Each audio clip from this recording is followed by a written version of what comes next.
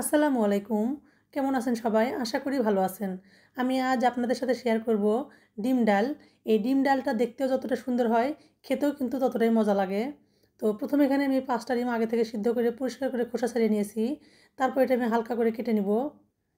এবার একটা প্যানে আমি পরিমাণ মতো সয়াবিন তেল দিয়ে দিব। তারপর দিব হলুদের গুঁড়া। এরপর আমি এখানে সিদ্ধ ডিমগুলো দিয়ে ডিমগুলো একটু ভেজে নিব। এই ডিম ডালটা এতটাই মজা হয় যে এই একটা তরকারি দিয়ে আপনি পেট ভরে ভাত খেয়ে নিতে পারবেন, এতটাই মজা লাগে। অন্য কোনো তরকারির প্রয়োজনই হবে না। তো আমার এভাবে ডিমগুলো কিছুক্ষণ ভেজে আমি উঠিয়ে নিব তেল থেকে। তো আমার ডিমগুলো ভাজা হয়ে গেছে। এবার এই ডিমগুলো আমি তেল থেকে উঠিয়ে নিব। এবার আমি ওই প্যানে আবারও সামান্য সয়াবিন তেল দিয়ে এখানে দিয়ে দেবো পেঁয়াজ কুচি। আর এখানে আমি পেঁয়াজটা মিহি করে কেটে নিয়েছি। পেঁয়াজটা একটু কিছুক্ষণ ভেজে নিব। তারপর দেবো সাদা এলাচ, দারচিনি, তেজপাতা। তো মশলাগুলোকেও কিছুক্ষণ ভেজে নিব। তারপর এখানে আমি দিব স্বাদ মতো লবণ, হলুদের গুঁড়া, মরিচের গুঁড়া, ধনিয়ার গুঁড়া। এবার এই শুকনো মশলাগুলোকেও আমি কিছুক্ষণ ভেজে নিব।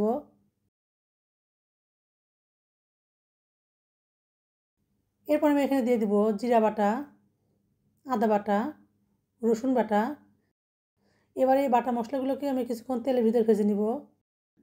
এরপর আমি এখানে সামান্য পরিমাণ পানি দিয়ে মশলাটা ভালোভাবে কষিয়ে নিব যাতে পুড়ে না যায়। আর এখানে কিন্তু অবশ্যই মশলাটা ভালোভাবে কষাতে হবে। এই মশলা কষানোটা যত ভালো হবে এই ডিম ডালটা খেতেও কিন্তু ততটাই মজা লাগবে। তো আমার মশলাটা কষানো হয়ে গেছে আর তেলটাও উপরে উঠে এসেছে।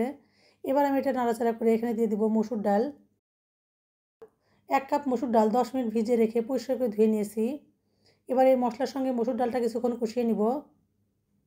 তো এভাবে আমি ঢাকা দিয়ে দিয়ে কিছুক্ষণ কষিয়ে নিব। তো মসুর ডালটা আমার কষানো হয়ে গেছে। এবার এখানে আমি দিয়ে দেবো গরম পানি। অবশ্যই কিন্তু এখানে গরম পানিটা দিতে হবে। গরম পানি দিলে কিন্তু এই ডালটা খেতে অনেক ভালো লাগবে। এবার পরিমাণ মতো গরম পানি দিয়ে আমি ডালটা ভালোভাবে সিদ্ধ করে নিব।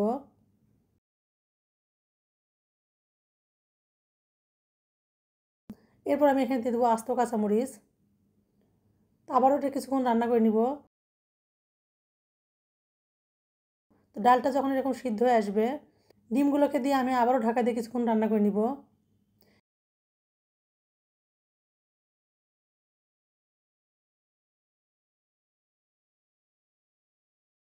এরপর আমি এখানে দিয়ে দেবো ধনিয়া পাতা কুচি। আর অবশ্যই কিন্তু এখানে ধনিয়া পাতার কুচিটা দেওয়ার চেষ্টা করবেন। ধনিয়া পাতা দিলে কিন্তু এই ডালটা খেতে অনেক মজা লাগে। ধনিয়া পাতা কুচিটা দিয়ে আমি কিছুক্ষণ নাড়াচাড়া করে এখানে আমি দিয়ে দেবো ভাজা জিরার গুঁড়া। ভাজা জিরার গুঁড়াটা দিয়ে আমি নাড়াচাড়া করে অল্প আঁচে ঢেকে রেখে দেবো ৫ মিনিট। আর এই ডিম ডালটা গরম ভাত, রুটি কিংবা পরোটার সঙ্গে খেতে অসম্ভব মজা লাগে। তো আপনারা এভাবে তৈরি করে দেখতে পারেন। আশা করি ভালো লাগবে। ভালো লাগলে লাইক, কমেন্ট, শেয়ার করে পাশে থাকবেন। আল্লাহ হাফেজ।